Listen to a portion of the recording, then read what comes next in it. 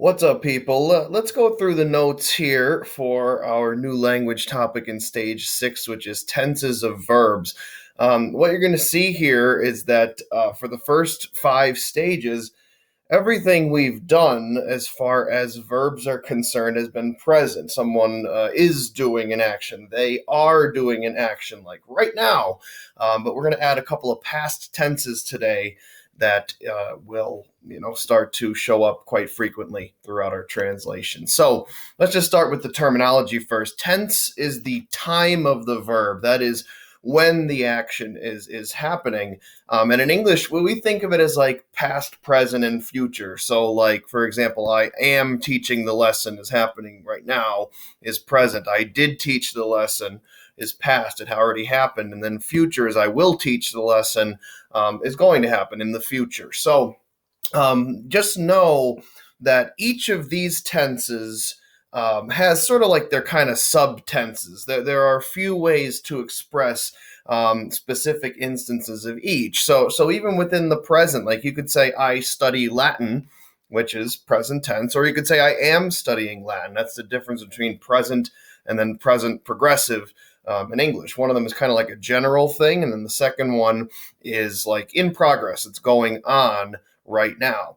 You also have differences as far as the past tenses are concerned. When you say you took the test, really what you're saying is it's over and done with. All right, that's it.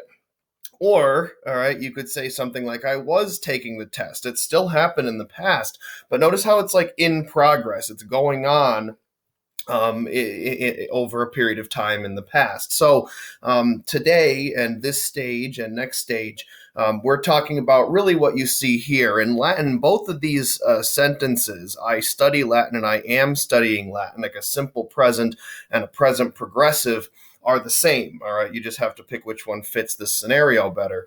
But Latin has separate tenses specifically for saying I took the test, as opposed to I was, like in the progress of taking the test, kind of like a simple past versus a past progressive, if that's a valuable frame of reference for you. So let's start with the present, shall we? The present tense expresses an action happening now. And the way I teach this is kind of, I don't want to say lazy, but I try to keep it straightforward in that it's just the regular form of the verb, meaning you're not adding anything to it if it's not the other tenses you're about to see, which in Latin have like very distinct identifiers. Then it's present. So, for example, festinat is he hurries, or he is hurrying. Notice you have just festinat is hurry, T is he, as we learned before. Festinant, festina is hurry, and T is they. Videt, vide is see, T is he. Vide is see, and T is they. So it's kind of just like vocab and ending when you're talking about the present. Same with scribet. He writes, he is writing. Scribunt, they write, they are writing. You'll notice that like really nothing has been added to that.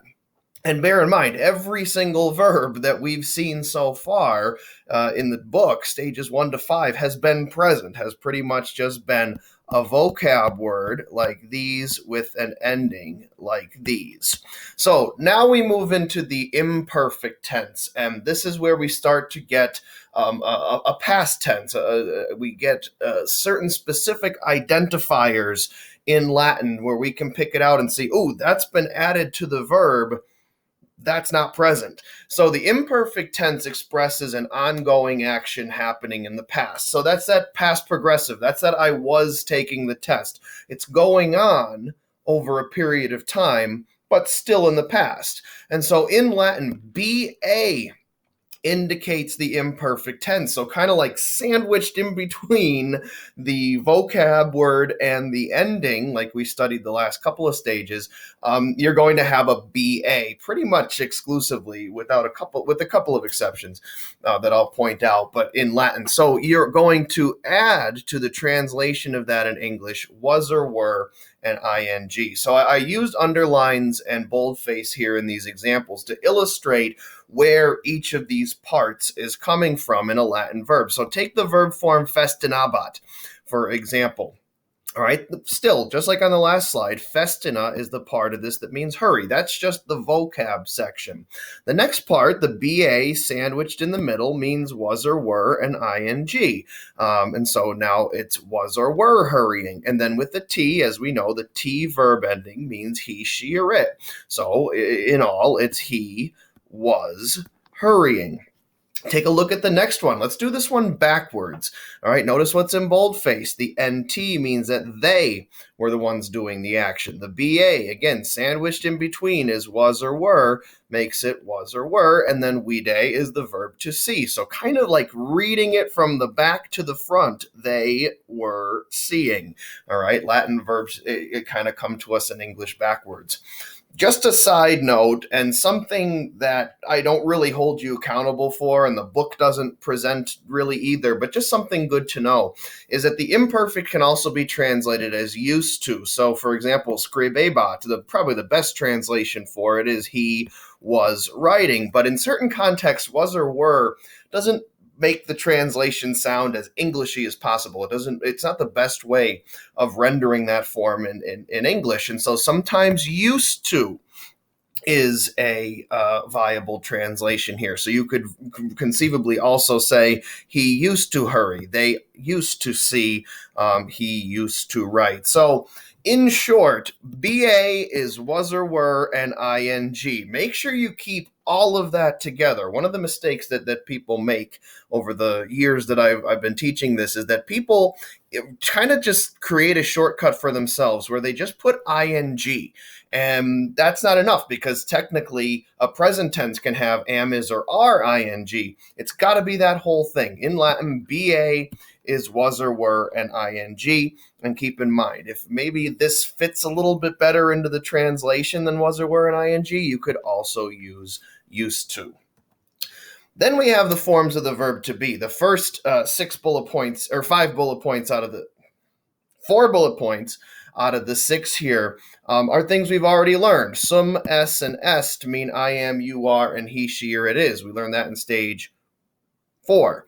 Sunt, which we learn in stage 5, is they are. Okay, so that's the present. I am right now. You are right now. But the verb to be is also irregular in the imperfect, and the short way of putting this is erat means he, she, or it was, or just was. Erant means they were, or just were. The way I explain this, and I'll say this in class, is erat and erant are honorary members of the imperfect club, meaning they don't have a BA. Pretty much all the other verbs that we're going to see in the imperfect tense until like way late in Latin 3 are going to have a BA when it's imperfect or was or were and ing. But because erat and erant just straight up mean was and were, I call them honorary members of the imperfect club. They're the only forms that we're really going to see, like short ERA words like that don't have a BA but are still imperfect for identification purposes.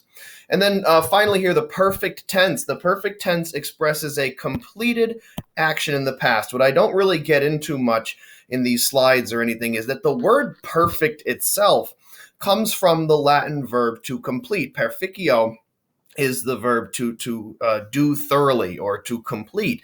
And so when you're talking about the perfect tense as opposed to the imperfect, which was like in progress or ongoing, continuous, over a period of time, perfect tense just mean it's over and done with. It's completed, that happened, let's move on with our lives. But it is still in the past. And if you want to simplify this, you could just say that perfect is past. All right, so we like present, past, and future.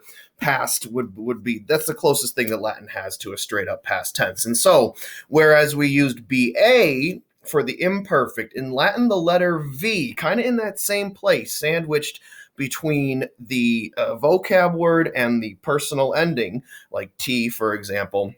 V often indicates the perfect tense. So when you see the letter V, you're like, okay, this is perfect, it's past, it's over and done with, it's completed. Now, notice I say often and not always.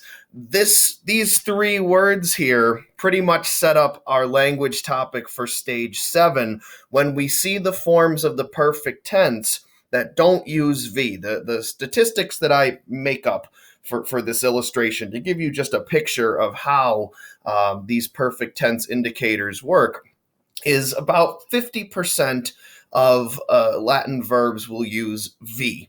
And that makes things easier. Most of the time, V will indicate that there's a perfect, but like about 45 more percent of the time, there's going to be another letter there. That's stage 7. And then there's like 5% of the time where there's none of the above. And that's where we use shortcuts and we use context and stuff to identify that the verb is perfect. But essentially what that means when you see the letter V for now is that you're going to translate the verb as ed or did, depending on what the sentence requires. So let's take a look. In the last one, we saw festinabat. Here we're seeing festinawit. There it is, kind of smack dab in the middle is the letter V, all right? And it means he hurried or he did hurry. Same thing. It's like you're reading the verb backwards. You start with the T, is still he, she, or it. The V means ed or did, and festina is still the verb to hurry. So read it backwards. He hurried. Audi weren't. Okay, you see this here again. V smack dab in the middle. You know it's perfect. So how do we translate it? NT is still they. V is ed. Audi is the verb to hear. So Audi weren't is they heard or they did hear. Now, I just want to be clear about this, or hopefully it's clear, to say that after the letter V for now and those other letters that I mentioned next stage, you're going to see that it's always going to have IT in Latin. So you won't see like AT after a V or ET.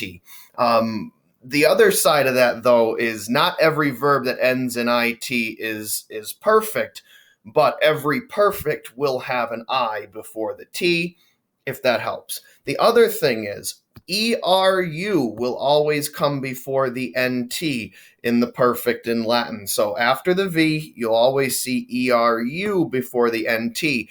And this sets up a nice shortcut that I create that we use all the way through, halfway through Latin 2 for another tense that we learned then in stage 16 is that ERUNT, when it's attached to a verb, it's following an ending or a letter like V, always is perfect tense. It's always they did that action. So when you see errant, immediately it's perfect. Immediately it's they did whatever the action was. So in this case, Audi weren't is they heard. Festina weren't is they hurried, etc. So a nice little shortcut for you, I guess a perk of watching the video, I will say it in class too, though, is ERUNT as an ending is always perfect. It's always they, ED, they did that action.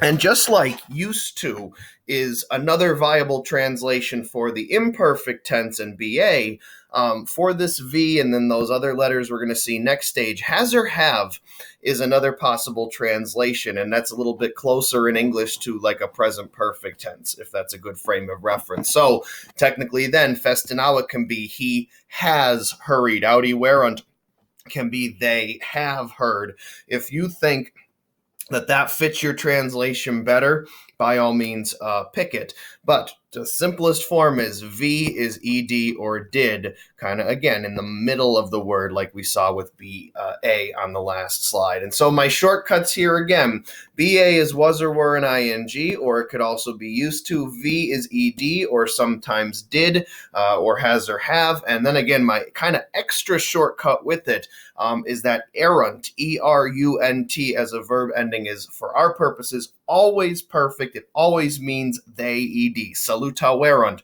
is they greeted. Lauda werunt is they praised, etc., etc. So hopefully these shortcuts will help you. This is really the bulk of what you need for it, but I thought I'd give you the full explanation of these tenses so that you have a complete picture, no pun intended, of where we're going this stage and next.